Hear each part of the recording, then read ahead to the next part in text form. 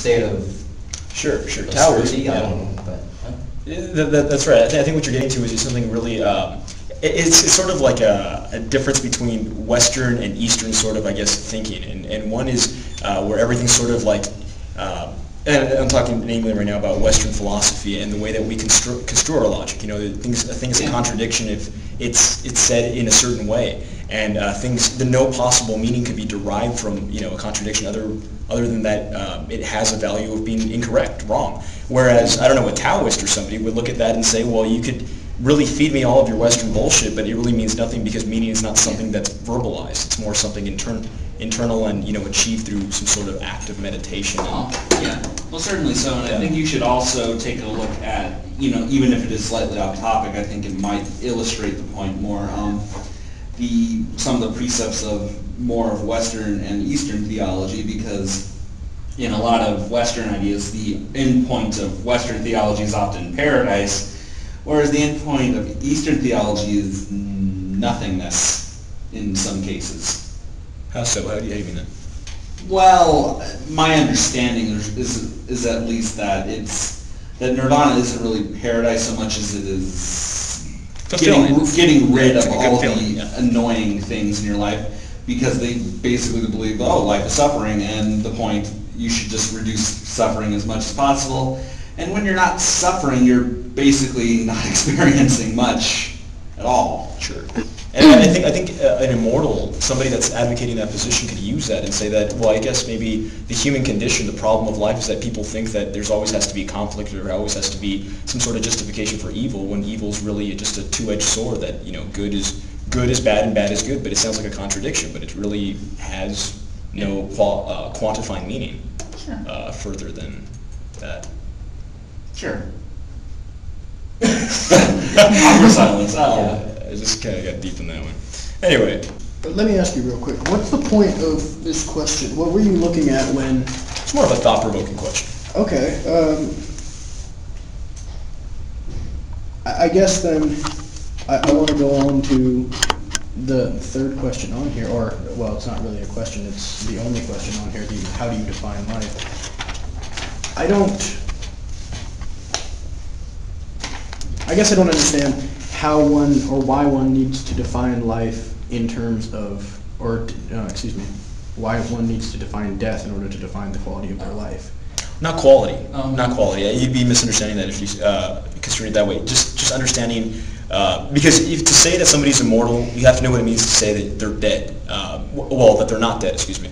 Just to say that they have infinite amount of whatever. But to have that whatever, you have to be clear on what that whatever is, and that's what I mean, to be clear what life is. Do we get to say that zombies are immortal? Well, in a certain sense. I think the point of the question really was that the terms life and death, at least in our language, are only important or meaningful in the extent that they contradict each other, and that to be alive is to not be dead, which is kind of a poor choice of definition, because you're defining something by what it isn't rather than what it is. But at the end of the day, I think that's more along the lines of what maybe David was thinking. It's that you need to have a comprehension of death to really understand life, and vice versa. But it's impossible look to do at a that. dog or pets. They don't have no. I don't think they know they're going to die, but they're just living, and they seem like they're enjoying it. Yeah. They don't. I don't think they have a concept of death.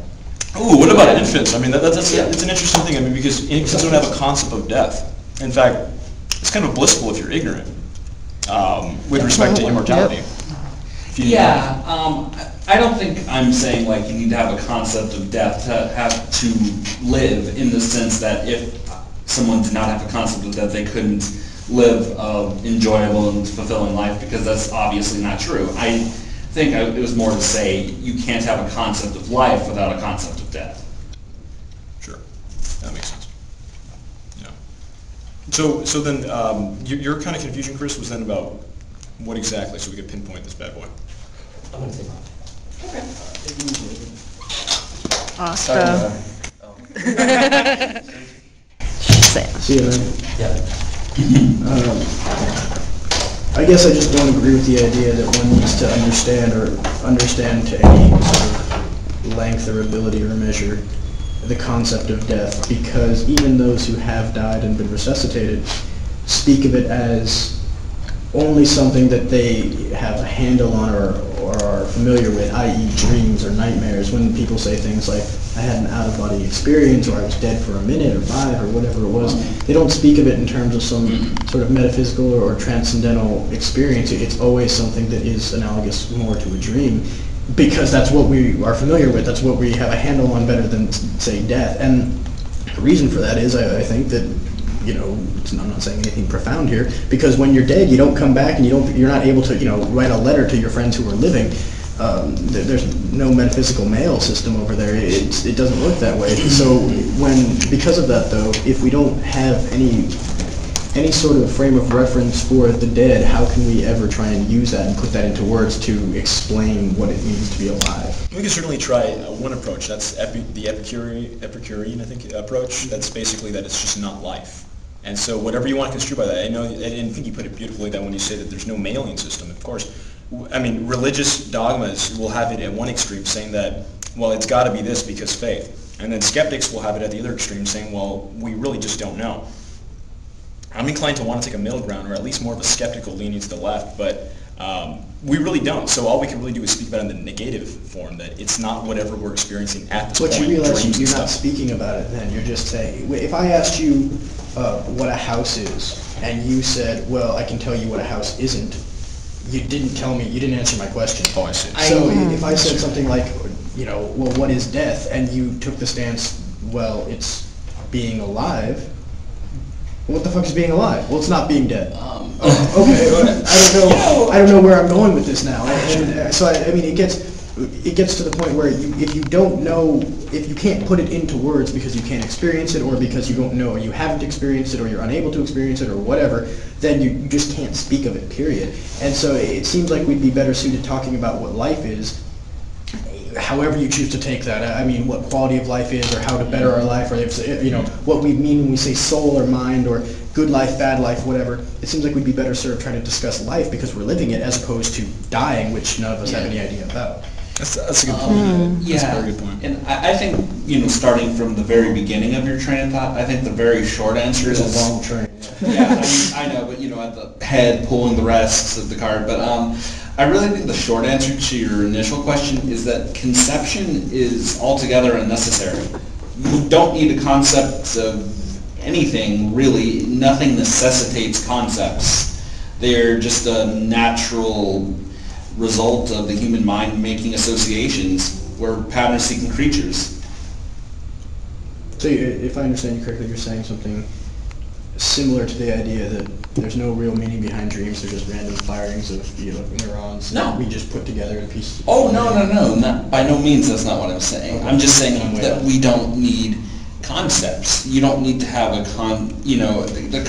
we say we need to have a concept of life to understand the concept of death, because they're naturally and polarly opposite, and they're two states of being, and they are essentially two states of being. They're, unless suddenly, you know, people start coming back from the dead, and we have to use undead as the third concept. But until then, there are two concepts, and really, as far as their necessity, there just isn't any. We don't need these concepts. They're just sort of how we categorize things. Right, but wouldn't we say then that, well, first of all, I just want to get this out of the way. The term undead always bothered me. Like, I love zombie movies, that's great, I'm a big fan. But the term undead always bothered me, because aren't you just saying alive? I don't get what the difference is between alive, dead, and undead. But, you know, that's a discussion for another time. But going back to... Open the whole other door. That's what our next unofficial one's going to be about. Zombies! Are they undead or alive?